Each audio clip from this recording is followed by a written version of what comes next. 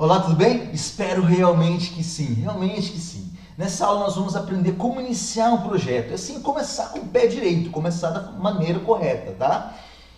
Peço assim para vocês que prestem bastante atenção. Pessoal, a primeira fase de um projeto é a partir de tomar a decisão de realizá-lo, é chamada iniciação ou concepção. Nessa fase ocorre o processo de reconhecimento formal da existência de um novo projeto. Então, um novo projeto pode surgir em função de uma demanda de mercado, da estratégia da atuação de uma empresa, de um avanço tecnológico que precisa ser incorporado um ou mais produtos, de uma sugestão ou solicitação do cliente. Pessoal, de requisitos legais surgidos como promulgação de leis, decretos e outros instrumentos de legislação, ou também de outros fatores diversos. Pessoal, será preparado então um documento inicial que fornece a base, ou seja, a filosofia gerencial para se administrar esse empreendimento, tá? Então a liderança na elaboração do documento, ela poderá ser atribuída à gerência do projeto, tá? Então a equipe do projeto ou a consultoria externa, desde que seja feita ampla consulta às pessoas que implantaram, influenciarão o destino do projeto e que haja respaldo, pessoal, da alta administração. Pessoal, algumas importantes perguntas para delinear a implantação do projeto. Então, quais são essas perguntas? Quais as filosofias e políticas gerenciais que nortearão o projeto? Quais os objetivos e metas principais? Qual será a autoridade real do gerente de projeto? Como será a interface, pessoal, entre o gerente e sua equipe com a alta administração, com os clientes, com os usuários e demais setores da própria organização? Então, quais os principais marcos, os chamados milestones do projeto? Quais as peculiaridades contratuais? Como será a estrutura organizacional do projeto?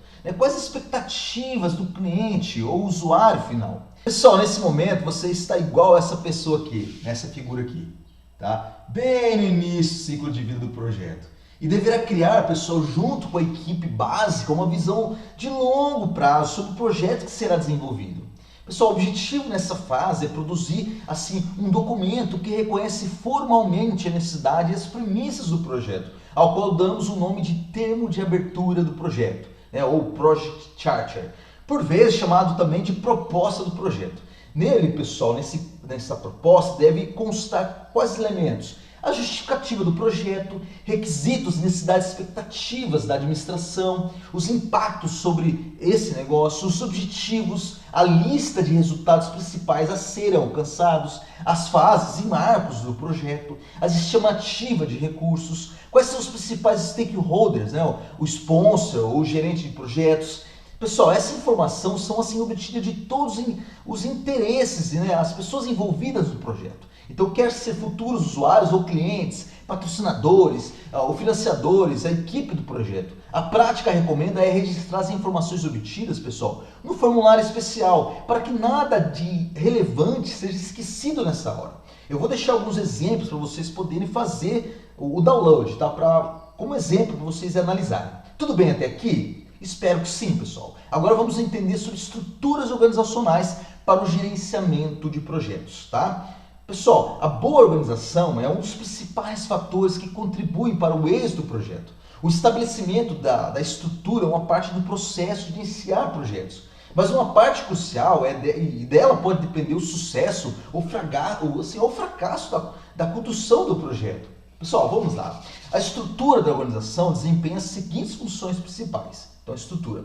Então, uma vez instituída, ela representa a parte psicológica da organização, indicando que os trabalhos devem prosseguir e assim, pessoal, estabelece os relacionamentos formais entre os membros da equipe do projeto e as outras pessoas, tá? Então é muito importante essa estrutura organizacional. Pessoal, embora existam variações, existem estruturas organizacionais clássicas para a gerência de projetos. Nós vamos analisar essas estruturas. A primeira delas é chamada organização funcional ou hierárquica, tá? Então, reconhecidamente, o tipo mais comum de organização do mundo é a estrutura hierárquica, formato assim de pirâmide, tá? Com níveis de gerências bem estáticos, subordinados por camadas horizontais distintas. Então, as atividades de trabalho são divididas funcionalmente por especialidades e disciplinas. Então, a outra organização típica é chamada de organização força-tarefa ou projetizada. Nessa forma de organização, os recursos humanos que irão compor a equipe do projeto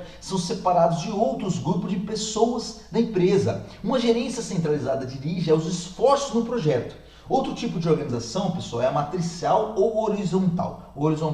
A organização matricial é uma estrutura híbrida que visa otimizar os pontos fortes e minimizar os pontos fracos das estruturas funcionais da força-tarefa. Sua base é uma estrutura funcional, onde existe a ampla mobilidade lateral. Tá?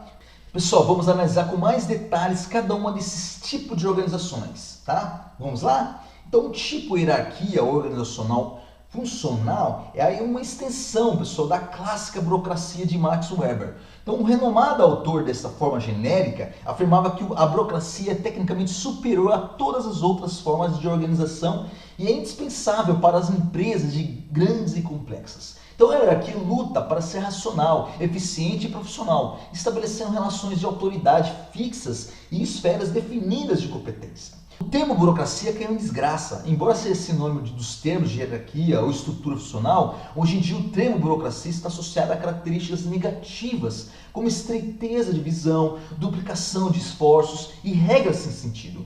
Mas a organização funcional possui seus atributos e vantagens e permanece em posição de destaque no mundo empresarial. Ela oferece autoridade claramente definida e cria disciplina em um ambiente que favorece a competência técnica.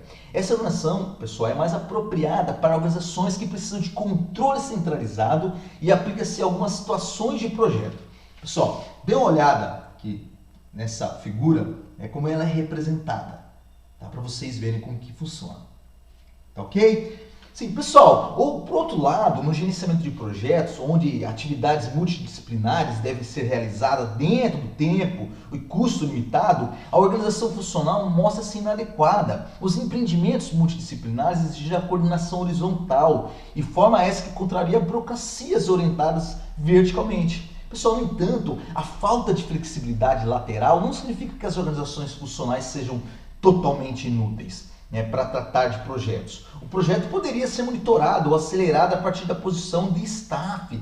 A organização funcional permaneceria intacta e o ativador, então, trabalhando através da influência da posição do gerente geral ou presidente, obteria informações e desempenharia as funções de acompanhamento do projeto. E aí, pessoal, tudo bem? Entenderam até aqui? E já sabe, qualquer dúvida, entre em contato. Fica à vontade.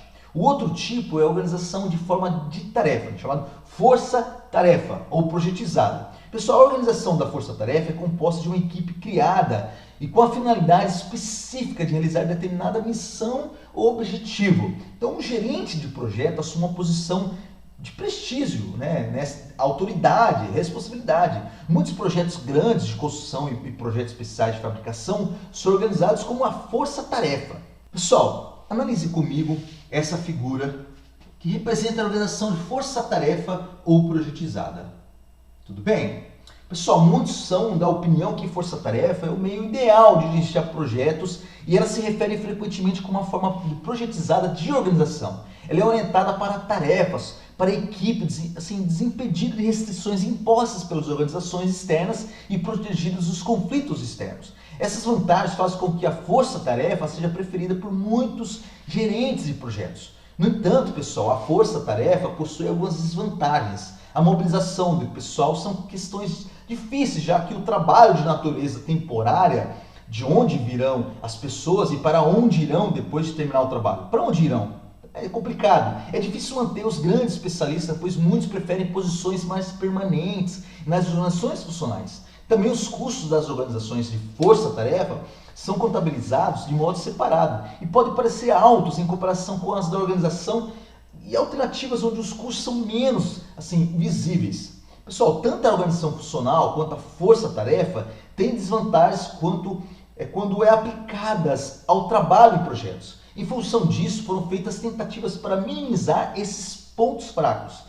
Esses esforços resultaram no desenvolvimento de outro tipo de organização, a organização chamada matricial. Organização matricial. Tá? Então, estruturas organizacionais que são puramente funcionais ou puramente projetizadas, a chamada força-tarefa, não são encontradas com frequências Então, as organizações mais encontradas no mundo de projetos representam algum tipo de forma matricial. Embora essas organizações possuem frequentemente fortes sobre tons funcionais ou de projetos, a filosofia matricial está sempre presente nesses tipos de organizações atuais, tá? Eu vou colocar aqui, pessoal, essa figura representativa desse tipo de organização aqui, para vocês darem uma olhada. Pessoal, não existe um tipo único de estrutura matricial. A matriz pode ser apresentada de acordo com os seguintes modelos. Então, nós temos a matriz funcional, a matriz de projeto e a matriz equilibrada, tá? Nós vamos analisar cada um desses modelos de organização matricial.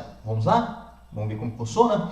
O primeiro tipo é a matriz funcional ou fraca, onde o gerente funcional exerce uma influência mais forte sobre as atividades globais do que o coordenador ou gerente de projetos, tá? Então, na matriz funcional, o orçamento e os prazos estão subordinados à preocupação maior de qualidade técnica, tá? Então, essa forma às vezes evolui da organização funcional bem fortificada, onde a tradição e a resistência à mudança impede que a estrutura assuma uma estrutura mais equilibrada. E a matriz funcional tende a ter resultados piores quando com relação a custo e cronograma de desempenho foram mais importantes do que a qualidade técnica, tá? Nessa matriz. Nos projetos acelerados e sensíveis a custo e prazo, a matriz funcional tende a carecer do vigor gerencial necessário para atingir essa meta, tá? Então nós vamos agora ver outro tipo de matriz, a matriz projeto de tipo projeto ou forte. Esse tipo adota o formato matricial, embora inclinada para a filosofia de força-tarefa. Os coordenadores do projeto ou gerentes assumem mais poder na decisão do que os gerentes funcionais correspondentes. O cronograma e as metas de custo são fortemente enfatizados. Pessoal, a matriz do projeto é particularmente aplicável às atividades que requerem recursos técnicos limitados, recursos esses que podem ser extraídos periodicamente de um pool existente e também uma estrutura adequada para a fase intermediária de certos projetos. Por exemplo, quando é necessário um esforço em um grande projeto após os parâmetros técnicos e os conceitos básicos terem sido firmemente estabelecidos, tá? Outro tipo é o chamado matriz equilibrada. Então essa matriz equilibrada, ela distribui o poder de decisão e de influência igualmente entre os gerentes funcionais e os coordenadores do projeto, ou gerentes de projeto. Essa é a forma matricial clássica, geralmente mencionada na literatura específica, tá? Então, as decisões são negociadas entre os participantes que estão no mesmo nível hierárquico, resultando em negociações entre as metas orientadas para a tarefa, questão de orçamento e cronograma, e as voltadas para a qualidade. O grau de potencial conflito tende a ser maior na matriz equilibrada do que nas duas outras variações que nós vimos, que é a matriz funcional e a de projeto. Porque pessoal, o poder predominante é mais claramente definido nos dois últimos casos. Pessoal, a estruturação da organização é apenas uma parte do trabalho.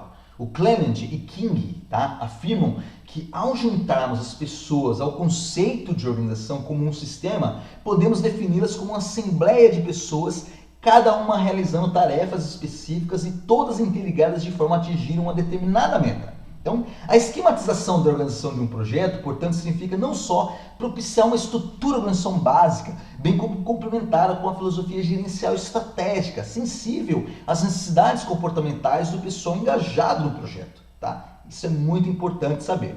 Pessoal, existem outras formas de organização em organizações modernas. Existem variantes, tá, de modelos organizacionais que levam em conta fatores como complexidade técnica, questão da diversidade culturais, o distanciamento geográfico entre os participantes do projeto, a disponibilidade de moderna tecnologia de comunicação, a busca incessante do aumento de produtividade em ambientes altamente competitivos. Então, alguns termos usados nessas estruturas podem incluir os conceitos celular, fractal, pode ser virtual, caótica, que é elementos de ordem e caótica ao mesmo tempo, a biológica, entre outros. Por exemplo, na área de software é comum a existência de projetos com equipes virtuais, onde as características e especificações do sistema são feitas, por exemplo, nos Estados Unidos, e os sistemas são desenvolvidos e programados na Índia, tá? País assim, reconhecida competência nessa área. Outro exemplo da indústria aeronáutica também é comum o uso de equipes virtuais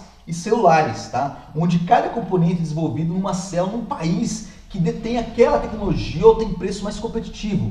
E os componentes são montados em outro país que recebe e integra os vários componentes, tá? E outro tipo que é utilizado, então depende do tipo de organização. Pessoal, a tecnologia atual facilita o funcionamento de formas inovadoras de organização, como por exemplo o software para reuniões à distância. Existem muitos softwares para isso. Chats, portais na internet, administração de documentos automatizada, celulares e tablets com grande poder de visualização de informações e mensagens. Um exemplo, pessoal, empresas no Brasil e no exterior implantam um software que torna disponível no celular dos gerentes de projetos o acompanhamento das informações de custos, de prazos e mudança dos projetos a qualquer momento, fazendo com que eles possam se deslocar para qualquer lugar e manter contato e controle permanente de informações e agir assim que for necessário, porque está o todo tempo ali conectado dentro desse sistema. E aí, pessoal, tudo bem? Alguma pergunta? Já sabe, qualquer dúvida, por favor, não hesite em perguntar. Agora vamos abordar um pouco mais de um assunto muito importante, o chamado stakeholders do projeto, tá? Em inglês, quando se fala de negócios, a palavra stake significa interesse ou participação, ou ainda financiar um empreendimento. Já na linguagem de projetos, usa o conceito de stakeholders para referir assim, às pessoas ou grupos que têm interesses ligados ou são afetados positivamente ou negativamente para o empreendimento, tá? Ou investimento que está ocorrendo. E é possível, pessoal, reconhecer três tipos de stakeholders no projeto qualquer. Então, os patrocinadores, que são os investidores, diretores, supervisores da alta gerência, os clientes, pode ser clientes, né, externos ou internos, os participantes, que normalmente são o gerente, a equipe do projeto, fornecedores, empreiteiros, e o tipo externo, que são os líderes e grupos de comunidade, né, pode ser a mídia, familiares dos integrantes do projeto. O gerente do projeto deve estar sempre atento a essas pessoas e organizações ligadas ao projeto e cuidar para que as relações com as mesmas sejam corretas e transparentes para o sucesso do projeto que ele conduz. Isso é muito importante. Pessoal, outra questão também importante que vamos abordar agora é sobre o Project Office. O objetivo básico do Project Office, ou escritório de projetos, é orientar e dar suporte à empresa, permitindo que ela desenvolva seus projetos assim da forma mais eficiente e eficaz possível. Então o Project Office, tá, ou escritório de projetos, tem o objetivo de melhorar a taxa de sucesso de projetos que continuamente ficam mais complexos, o que levou as empresas a montarem um grupo de profissionais com capacidade de resolver problemas críticos dentro da empresa. Então, aumentar a visibilidade dos projetos junto aos acionistas e stakeholders também ajudou a implantar esse escritório de projetos.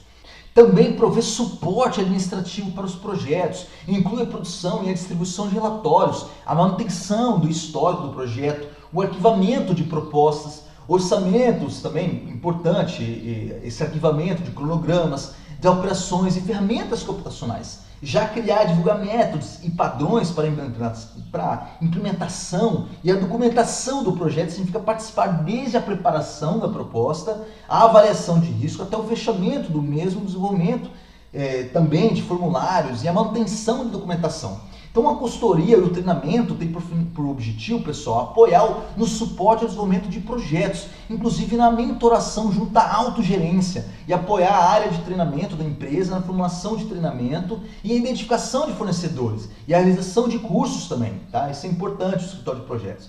Ele também apoia, pessoal, os gerentes de projetos inclui a descrição de cargos, suporte na avaliação, a contratação de profissionais de projetos necessários e identificação de salários praticados para profissionais de projeto em seus diferentes níveis ali dentro da empresa. Isso é papel do escritório de projetos. Maravilha, chegamos ao final dessa aula. Espero realmente que tenham compreendido bem, tá? Essa aula interessante e sempre anotando. E já sabe, qualquer dúvida estou à disposição. Sucesso, bons estudos e até a próxima.